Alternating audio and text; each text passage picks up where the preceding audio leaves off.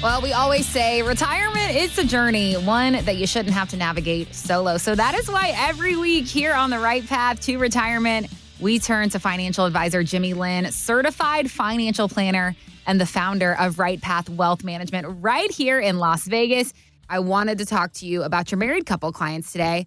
And as you know, I'm getting married this year. So my fiance and I right now, we're having all those premarital conversations, including the big talk about our finances. So I found this next story interesting. Ramit Sethi, he's a financial author, and his latest book is called Money for Couples. And he told Morningstar recently that the biggest mistake couples make in planning for retirement is that they just designate one single person as the money person in the relationship, while that other person just kind of tunes that part completely out. So let's take a listen to Ramit real quick.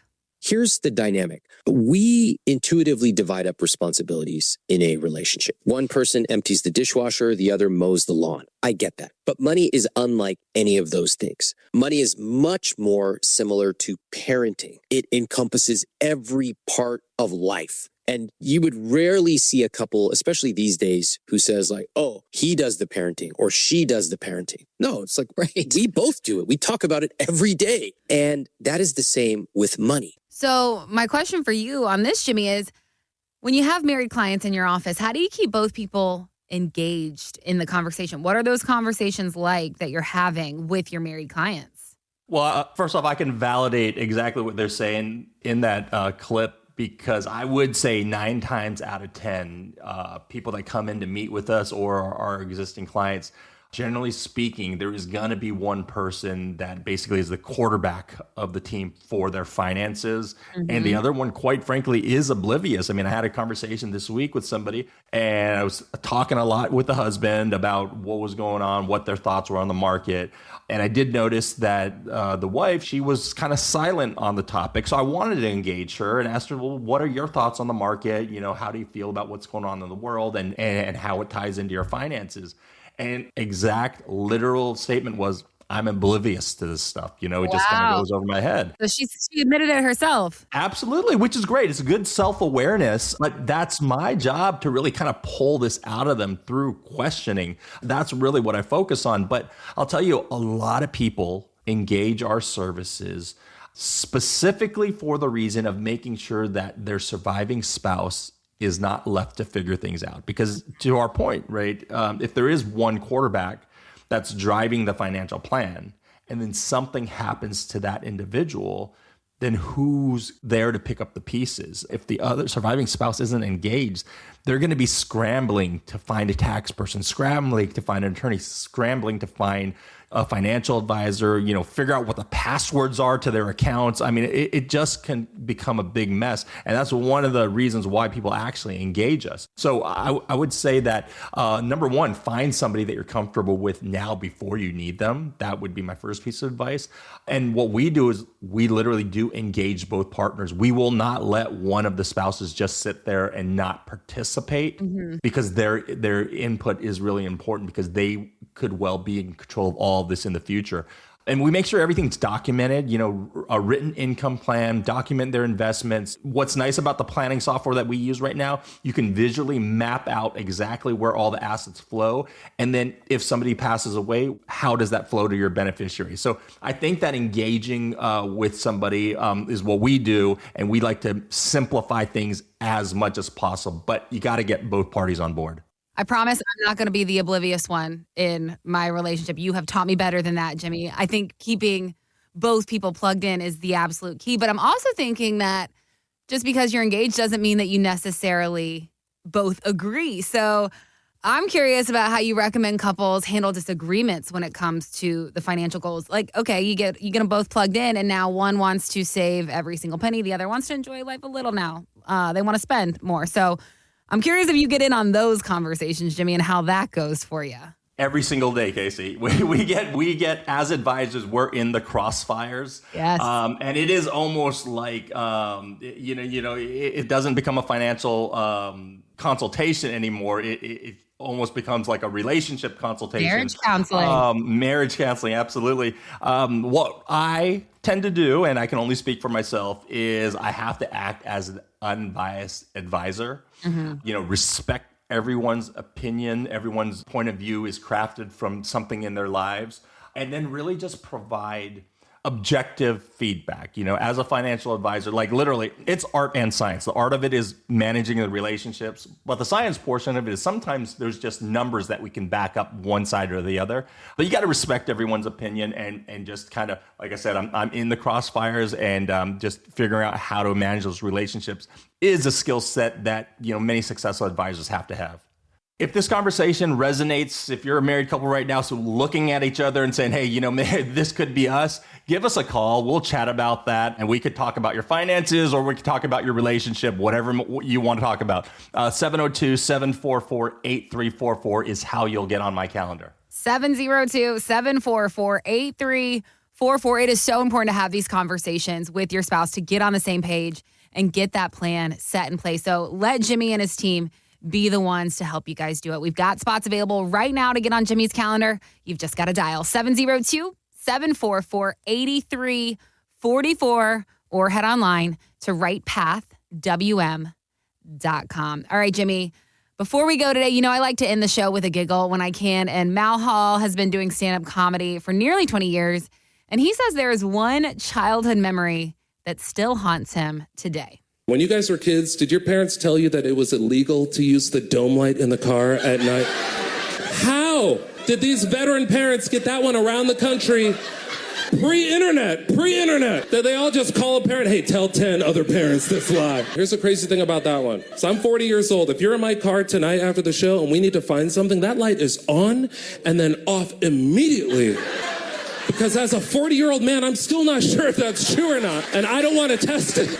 I don't know about you, Jimmy, but I remember this so vividly. This is my parents. We could not turn that light on in the car no matter what. But I listened to this clip from Mal, and I was thinking about it from a retirement perspective and was wondering, what are some retirement myths that can still trip people up today? And what's the truth that could possibly save them thousands of dollars if they demystify these myths? Yeah, there are many, many myths that I hear all the time. And it's almost like a group of retirees kind of went around and told each other this lie, just like the dome light. It's funny to us. It's scary to these people that hear this information because they believe it. Right. Good examples, Social Security is going bankrupt. So what we see, and I would say more often than not, this is what I hear, is because we all know, or many of us know, that as you delay taking your Social Security, your benefit amount increases up until age 70, which is where you get your maximum amount. And so it kind of creates a calculation of figuring out when you should take it based on longevity in your life and how much income you need. But for people that should delay, like just mathematically, their parents both live to 100, they need that extra money later in life and they don't need it now. Mathematically, it just makes sense to delay. I see so many people saying, I'm taking it at 62 because I don't know if Social Security is going to be here when I turn it on. Which to me, that could be a bad bet. So retirees, seniors are one of the largest voting blocks in this country. I think we'd have anarchy if they cut Social Security. So that's probably number one on my list as far as myths that are basically guiding people and kind of putting them in a bad position. Other things are like healthcare. People minimize the cost of healthcare. They think, if you're a 65-year-old, you maybe need $100,000 allocated for healthcare and retirement. The reality is we've seen numbers as much as like $170,000, $175,000 is what you need. So you want to make sure you allocate for that. Then there's things like the 4% rule. We've kind of debunked that, but a lot of people use this rigid rule of saying they can only take 4%, and you definitely don't want to have a rigid rule like that.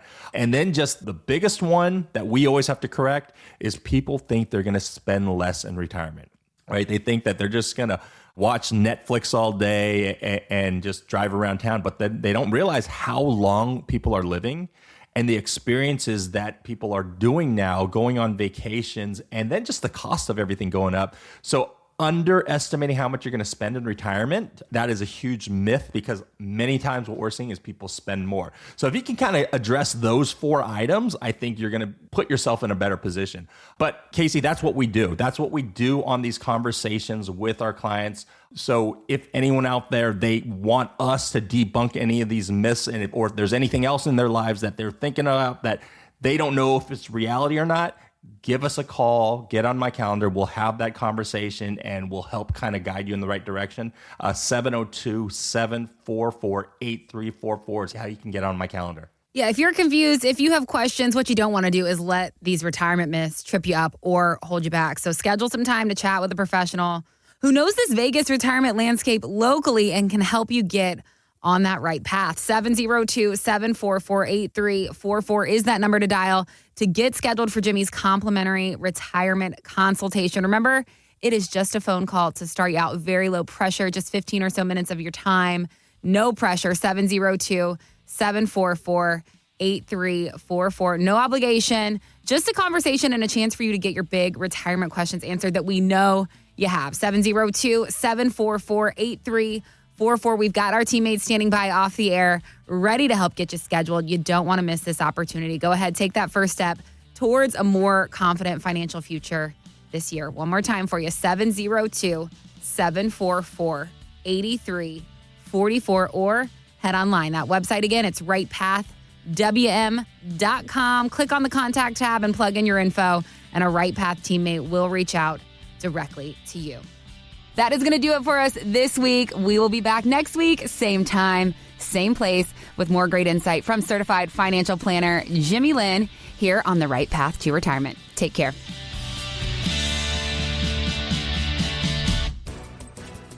Insurance products are offered through the insurance business Right Path Wealth Management.